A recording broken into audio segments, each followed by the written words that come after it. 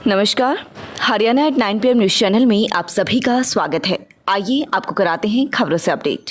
खरखुदा में फिर ठगी, 1,19,000 ठगी। खरखुदा निवासी एक सेवानिवृत्त उप प्राचार्य को निशाना बनाया गया है, जिसके साथ 1,19,000 रुपये की ठगी हुई है। शिकायत पर पुलिस ने मामला दर्ज कर जांच शुरू कर दी है।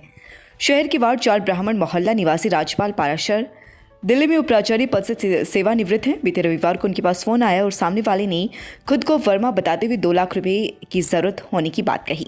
राजपाल पारासर का कहना है कि जिस स्कूल में वह उपप्राचार्य थी, उसी स्कूल में राजीव वर्मा नाम से प्राचार्य हुआ करते थे। उन्होंने सोचा कि उनका फोन है और गूगल पे से अपने खाते से 1,19,000 उक्त युवा के पास भेज दिए, लेकिन इसके बाद उसका बैंक खाता फ्रीज हो गया। ऐसे में उन्होंने जब अपने परिचित राजीव वर्मा को फ़ोन करके कहा कि आज तो 1,19,000 ही भेज पाया हूँ, बाकी कल भेज दूंगा, तो उन्होंने कोई पैसा उनके पास पहुँचने या फिर पैसे के लिए फ़ोन करने से मना कर दिया, जिसके बाद उन्हें खुद के साथ हुई ठगी का एहसास हुआ। बैंक में जाने के साथ ही उन्होंने साइबर क्राइम को सूचित किया। शिकायत पर पुलिस ने मामला दर्ज कर जाँच शुरू कर दी है। जमीन बेचना हर व्यक्ति का अधिकार। रजिस्ट्री खुलवाने के लिए तहसीलदार डीसी व सीएम से मिलेंगे। खरखुदा में पिछले काफी समय से रजिस्ट्रियां बंद हैं। उन इलाकों की बंद है जो एरिया सरकार ने अनअप्रूव घोषित किया हुआ है। कुछ एरिया ऐसा भी है जिनके एनओसी न तो नगर पालिका दे पा रही है और न ही टाउन प्लानिंग विभाग, और वह एरिया है खरखुदा बाईपास के अंदर, नगर पालिका लिमिट में और नगर पालिका की वैध कॉलोनियों से बाहर का। आइए इस बारे में बात करते हैं कुलदीप पहलवान से।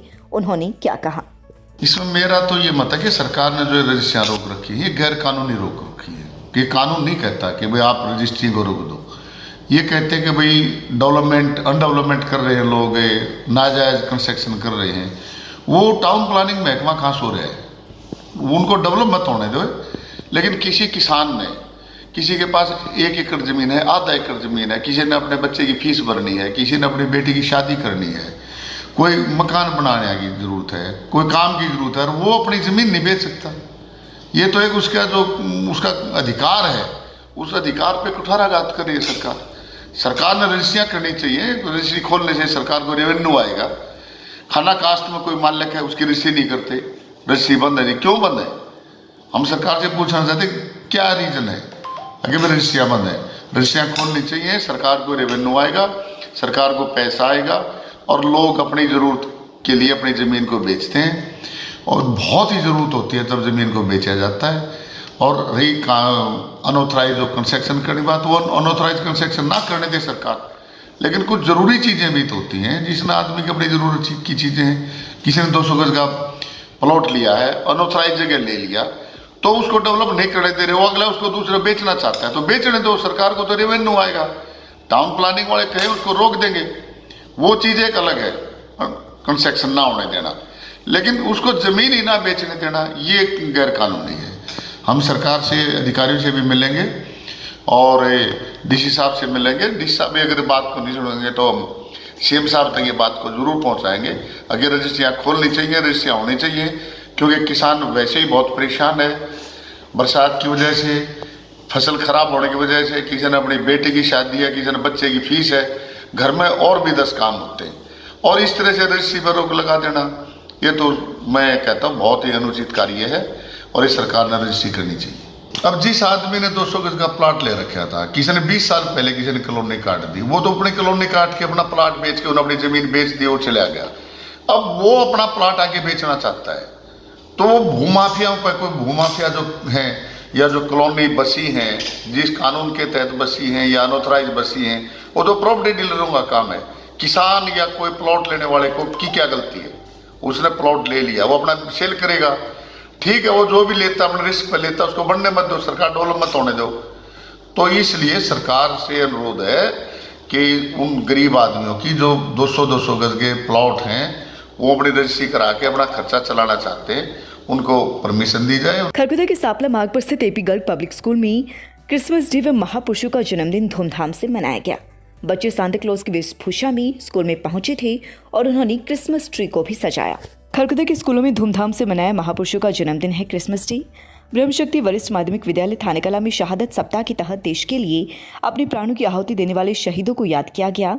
इस दौरान विद्यार्थियों ने शहीदों द्वारा देश की एकता अखंडता को बनाए रखने के लिए कैसे अपने प्राणों की आहुति दी और किस प्रकार से हम भी देश के अंदर रहते हुए अपने दायित्व को निर्वाह कर देश के प्रति अपनी जिम्मेदारियों को निभा सकते हैं, इसके बारे में भी अपना पक्ष रखा। प्राचार्य रामबीर सिंह ने कहा कि आज के दिन का इतिहास में विशेष महत्व है। आज भारत रत्न मदन मोहन मालवीय व भारत के पूर्व प्रधानमंत्री स्वर्गीय अटल बिहारी वाजपेयी की जयंती होने के साथ ही महाराजा सूरजमल का बलिदान दिवस है, जिन्होंने देश के लिए अपने प्राणों का बलिदान दे दिया था। प्राचार्य ने कहा कि हमें पाश्चात्य संस्कृति की तरफ नहीं जाकर अपनी गौरवशाली इतिहास के बारे में जानकारी होनी चाहिए। बिरला चिल्ड्रन अकेडमी ईसा मसीह के जन्मदिवस पर शनिवार को क्षेत्र के बिरला चिल्ड्रन अकेडमी में क्रिसमस डे मनाया गया। इस दौरान बिरला चिल्ड्रन अकेडमी में खेल महोत्सव व वस्त्र वितरण का कार्यक्रम आयोजित किया गया। स्कूल के सभी बच्चों के अभिभावकों व अध्यापकों ने जरूरतमंदों को सर्दियों के कपड़े वितरित किए। इसके साथ ही खेल प्रतियोगिता में विद्यार्थियों ने वॉलीबॉल, खो-खो, बैडमिंटन, तीरंदाजी में हिस्सा लिया। वहीं छोटे बच्चे स्कूल में सांता क्लॉज की वेशभूषा में पहुंचे। इस दौरान विद्यालय चेयरमैन कुलदीप सिंह दहिया, कार्यकारी अधिकारी सिकंदर दहिया व प्राचार्य दिनेश शर्मा ने विद्यार्थियों को उपहार भेंट किए। कल्पना चावला स्कूल खांडामार्ग स्थित कल्पना चावला विद्यापीठ में क्रिसमस दिवस प्रार्थना सभा का आयोजन किया गया। विद्यार्थियों के लिए फैंसी ड्रेस का आयोजन किया गया, जिसमें छठी व सातवीं के छात्र छात्राओं ने भाग लिया।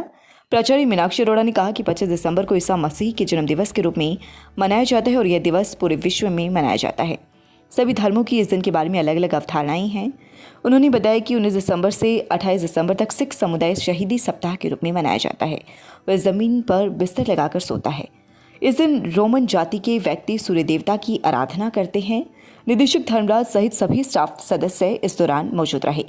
इसके अतिरिक्त केडी इंटरनेशनल स्कूल में छात्राओं ने क्रिसमस डे, महापुरुषों का जन्मदिन व पूर्व प्रधानमंत्री अटल बिहारी वाजपेयी का जन्मदिन धूमधाम से मनाया।